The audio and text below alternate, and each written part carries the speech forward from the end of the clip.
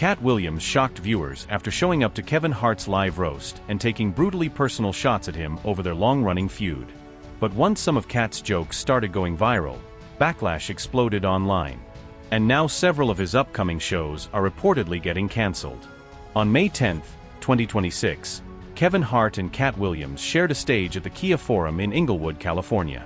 During Netflix's live special, The Roast of Kevin Hart, as part of the Netflix is a Joke Festival, the crowd had no idea what was coming.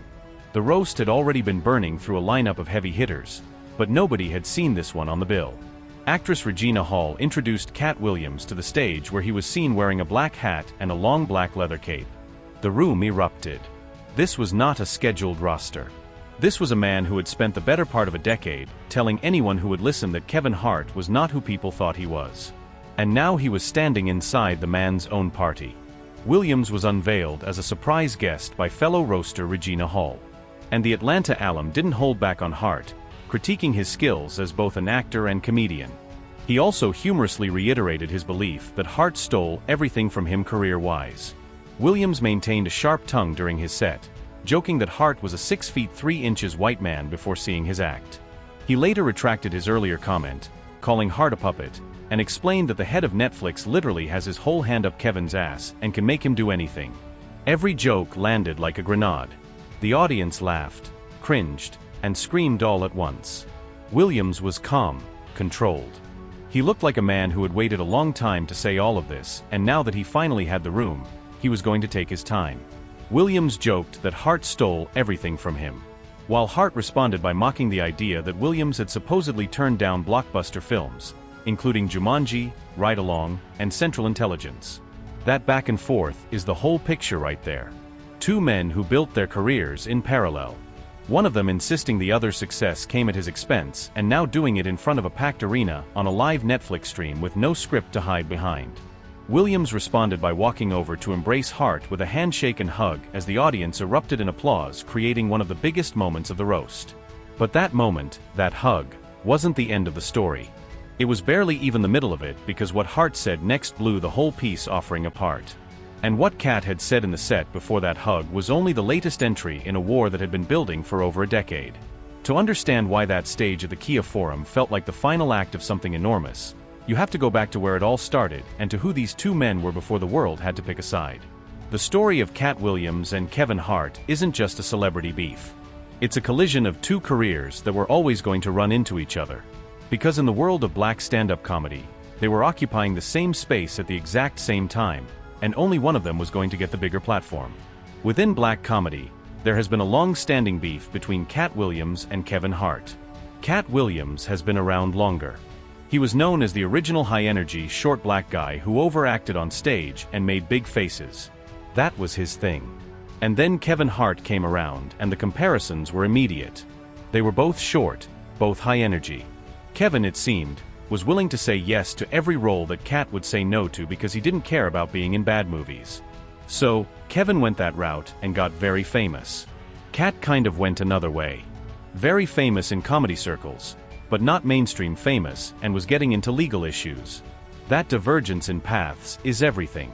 Because by the time Kevin Hart's film career exploded in the early 2010s, the math was becoming uncomfortable to ignore. This public beef between Hart and Williams has been brewing since around 2014 when Hart's film career took off with Ride Along, About Last Night, and Think Like a Man Too. Back then, Katt Williams made comments in a passive-aggressive tone, and later he alleged that he made Kevin Hart the comedian he is today. Then came 2016 and Katt stopped being passive. In 2016, Katt Williams stated that Kevin Hart was a Hollywood puppet during his conspiracy theory comedy tour in Atlanta. That word puppet became the defining word of this entire feud. It wasn't just an insult. It was a thesis. Katt was saying in front of a live audience that Hart's rise wasn't organic. That someone was pulling strings. That the industry had chosen Hart over him. Not because Hart was more talented, but because Hart was more controllable. Hart pushed back, but kept it measured at the time. The two men kept a weary distance from each other publicly.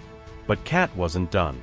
By 2017, Williams had criticized actress Tiffany Haddish for her rapid rise to stardom. Shortly before Haddish co-starred with Hart in the film Night School, Hart decided to defend her, which ultimately fired up his feud with Williams. That moment was significant because Hart defending Haddish wasn't just loyalty to a co-star. It was Hart drawing a line. He was saying publicly that Katt Williams had gone too far. Katt had yanked Tiffany Haddish into the beef by questioning why her film Girls Trip was such a success. During an interview on the Atlanta station V103 in response, Kevin defended Tiffany during an interview on The Breakfast Club. The feud had now grown beyond just the two men. It had swallowed up other people, other careers, and other reputations. And that pattern, Katt lobbing accusations at people around Hart, Hart responding, would repeat itself over and over across the following years, escalating each time until it hit a level that nobody expected. Because by January 2024, Katt Williams wasn't just throwing jabs in a comedy set or on a radio show. He sat down for a 3-hour recorded conversation, and the whole world watched. January 3, 2024. That is the date Katt Williams essentially launched a cultural bomb into the entertainment industry. The vehicle was Shannon Sharpe's podcast, Club Shay Shay. The target was everyone Katt believed had wronged him, cheated him, or been elevated at his expense, and Kevin Hart was at the top of that list. Katt Williams had the biggest and most viral year of all the celebrities who made headlines in 2024, as millions of fans and critics declared him a prophet of chaos. The running joke since January 3rd is that he opened a portal by unleashing his grievances about his comedic peers and the dark underbelly of the entertainment industry. In his Club Shay Shay interview, more than 86 million people watched the unleashed comedian spill exaggerated truths, jokes, and theories. In the nearly 3-hour video, 86 million views. That is not a podcast clip going viral. That is a cultural event. People were watching it at work, in group chats, calling their friends to rewind it and watch again. The reason it hit so hard is that Katt wasn't speaking in vague terms. He named names. He made specific accusations. And he did it with a kind of composed certainty that made people wonder whether he actually knew things nobody else did. In it, he called out several comedians and actors by name, such as Kevin Hart, Cedric the Entertainer, Steve Harvey, and Ricky Smiley. But it was the Kevin Hart portion that grabbed the most attention, because Katt didn't just call Hart a puppet again. He went further. Kevin Hart also took a lashing from Katt, who accused him of being an industry plant who walked into a TV show deal without earning his stripes in comedy clubs. Like the greats of the genre, Katt alleged no one in Hollywood has a memory of going to a sold-out Kevin Hart show, there being a line for him, ever getting a standing ovation at any comedy club. He further claimed he already had his deals when he got here. Have we heard of a comedian that came to LA and in his first year in LA, he had his own sitcom on network television and had his own movie called Soul Plane that he was leading? Katt essentially labeled Kevin the Jussie Smollett of comedy, a charlatan who was planted in the movie industry. After arriving in Los Angeles from Philly without any real buzz and claims to have turned down plenty of lowbrow roles that Kevin happily scooped up, the reaction from Hart was immediate and calculating. Kevin Hart called Katt's comments sad, but didn't squander the opportunity to plug his new action movie Lift. With all the unsolicited buzz from the interview, the move was vintage Hart. Take the hit. Deflect the narrative. Keep the brand moving. But Katt wasn't backing down. And later in the year, he revealed something chilling about what that interview was actually designed to do. He stated, "I was trying to do something there that hadn't been done. I thought that I had figured out the algorithm mathematically, and I thought that I could show that when I wrote it out to kill the careers of the people that I was talking about." While on stage for New York Magazine's Vulture Festival, Katt explained further, "I thought that I had figured out the algorithm mathematically, and I thought that I could show that, and when I wrote it out to kill the careers of the people I was talking about. But it was so vicious that I erased all of the knockout blows and just left the jabs." Harvey, in particular, took a pummeling for being a country bumpkin who stole jokes and the concept for the Steve Harvey Show from comic Mark Curry. He left the jabs. The knockout blows were worse. Whatever Katt Williams chose to hold back in that 3-hour conversation, and it ran for 3 hours, the world will likely never hear. But what he did say was enough to reshape the public conversation around Kevin Hart for months. And for Hart, that cloud would not simply pass because what Katt said in January 2024 was going to follow Kevin Hart into a year that was already starting to crack at the seams. The Club Shay Shay interview did not kill Kevin Hart's career. He made sure of that. He plugged movies, stayed visible, cracked jokes about the whole thing, and kept moving. But beneath the surface of his public persona, the picture looked different. And not just because of Katt Williams. Hart has endured a rocky year for his public image. Since the Club Shay Shay moment, the star suddenly shuttered his Hart House restaurants earlier that year with no public statement and seldom shares posts with his wife Aniko Hart. The restaurant closures were quiet, unexplained, no announcement, no goodbye post. They were just gone. And while that alone might mean nothing, it was part of a pattern that people started to notice. Things connected to Kevin Hart were quietly disappearing. The biggest of those things, the one that ultimately became its own story, was Heartbeat, Hart's media company. And the collapse of that company is a story that reads like a cautionary tale. For every celebrity who has ever tried to build an empire, once valued at $650 million after 2022 merger and major investment, Heartbeat has recently faced internal challenges. According to reports, film and television production has slowed, podcast initiatives have stalled, and multiple rounds of layoffs have impacted staff. Hart, who resumed the CEO role in 2025, has reportedly stepped back from daily responsibilities, leaving longtime collaborators to oversee the company. The layoffs weren't just one round. They came in waves. In late 2024, days before Thanksgiving, Heartbeat laid off about 20 employees, nearly 25% of its roughly 80-person workforce. Then came December 2025. More cuts followed, targeting scripted TV, marketing, social media, brand partnerships, and the podcast division. Kevin Hart stepped back in as CEO in early 2025. He had no choice. Two prior CEOs left within 15 months. Ty Randolph departed in late 2023. Then Jay Levine exited. The CFO and Chief Content Officer also resigned around the same time. Disagreements over strategy tore through the executive ranks, and the show cancellations piled up. Multiple projects are now dead or frozen. A barbershop TV adaptation stopped moving forward. Lil Kev Season 2 was shelved. Podcasts that once showed promise never launched or got cancelled. Also fired in recent years were Heartbeat's former TV division heads Tiffany Brown and Mike Stein, who were midway through producing a TV adaptation of the 2000s comedy film Barbershop, along with the second season of BET Plus animated show Lil Kev. Then came the lawsuit, the story that made the internal collapse fully public. Eric Eddings and Leslie Kwame were brought in to help grow Heartbeat's audio ambitions. Instead, their projects stalled, their jobs disappeared, and a lawsuit followed. Those projects were developed, but not approved to move forward. When Eddings and Kwame later launched their own company and began raising funds, they were allegedly fired and sued by Heartbeat for claims of trade secret theft and breach of contract. The court ruled the claims were vague, ambiguous, and overly broad, and the case is still ongoing. The picture Heartbeat's employees were painting to Bloomberg, to anyone who would listen, was one of a leader who had checked out. Employees reported that Hart became less accessible.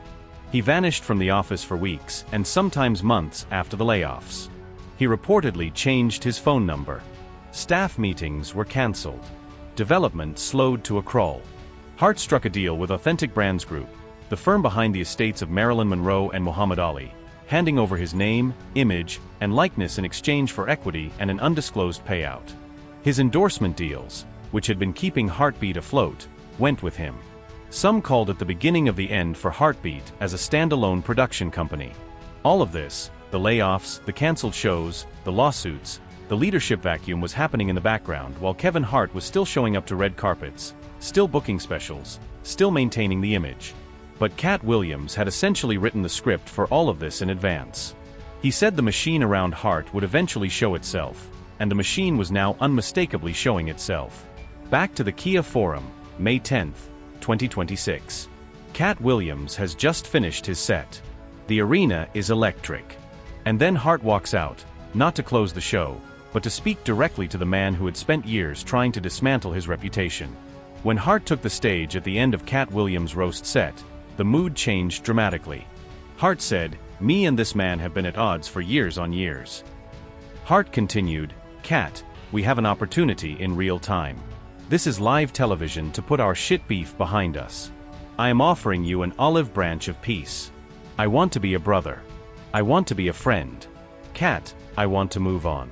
Can we move on, man? Can we move on?" Williams responded by walking over to embrace Hart with a handshake and hug. As the audience erupted in applause, creating one of the biggest moments of the roast, the crowd lost their minds. The handshake, the hug, the cameras catching both men's faces. For a second, it looked like something genuine had happened. Their reconciliation follows nearly a decade of public tension, including past interviews and accusations about industry favoritism. But then, Hart kept talking, and what he said next made the entire moment collapse, or depending on how you look at it, made it even better. Later that night, Kevin Hart threw some shade. He joked that the reconciliation moment was some of the best acting I've ever did in my career, adding, "I did not mean one word of what I said." Katt Williams, it was a joke. It was probably meant as a joke, but the timing of it and the way he said it left people deeply unsure. Was the olive branch real? Was the whole thing a bit? Did Katt Williams know that's where Hart was going to land? Media commentators dissecting the moment noticed something telling. One observed, "I felt like I could feel Katt Williams rolling his eyes in his mind. I think he just very quickly was like, you know what? I'm going to shake your hand, but I have not been paid to be here any more than I was." And he just walks off the stage. He doesn't even acknowledge what Kevin is saying. The analysis continued. It wasn't really a let's squash the beef. And that was kind of Kevin's way of trying to save face. It was also noted that in a roast typically they end with people going, "We do it because we love, and at the end of the day, Kevin, thank you." And Katt didn't even do that at the end of his, even after the apparent peace. Observers remained skeptical about whether the beef was truly settled. After all, it's certainly possible that Katt Williams could be interviewed and throw shade at Kevin Hart at a later time. The tension had resurfaced in a major way in 2024 during Williams' viral Club Shay Shay interview, where he accused Hart of being an industry plant and taking projects from him. Despite that, Hart later revealed on Carmelo Anthony's 7 p.m. in Brooklyn podcast that the two had privately spoken and started moving toward a better place. So, this is the full picture. Two men from the same lane, one accusing the other of stealing his career in slow motion. A 3-hour interview that got 86 million views. A media company collapsing under the weight of cancelled shows, fired executives, and lawsuits. And then on live TV, in front of a packed arena, a hug followed immediately by the target of the hug, telling the whole world he didn't mean a word of it. Their feud, which has included accusations, public insults, and disagreements over careers and industry favoritism, became one of the defining rivalries in stand-up comedy over the past decade. The show at the Kia Forum was not cancelled. It was a massive event that is still being talked about. But the broader show, the idea of Kevin Hart as an untouchable force, a machine that could not be questioned or slowed, that show has been showing real signs of cancellation. Katt Williams didn't break Kevin Hart, but he may have been the first person to say loudly and clearly and with receipts that the machine was not as bulletproof as it looked. And the Bloomberg reports, the lawsuits, the laid-off employees, and the shelved projects that followed suggest that on that particular point, Katt Williams was not entirely wrong.